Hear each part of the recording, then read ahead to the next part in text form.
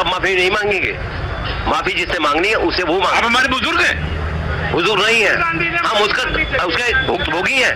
मैं कांग्रेस के प्रवक्ता से ही जानना चाहता हूँ, क्या उन्होंने इमरजेंसी के शब्द का मीनिंग आज तक समझ पाई है? मैं आपसे कुछ नहीं जानना, मैं आपसे सिर्फ ये पूछना चाहता हूँ हुआ क्या?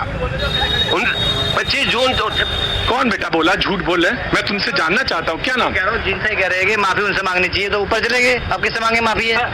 तो यही तुम बेटा सुन, नहीं है तुम्हारे पिताजी हैं? हाँ हैं? हाँ, पर उनके सामने नहीं हुई थी। हैं?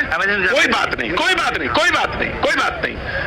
ये देश है तो कई पिताओं से कई बाबाओं से मिलकर बना हुआ है ना पिता। तो तुम समझने, कोई चीज नहीं समझ में है तो समझने की कोशिश करो। मैं जानना चाहता हूँ उस दिन का जिक्र आपसे जानना चाहता हूँ।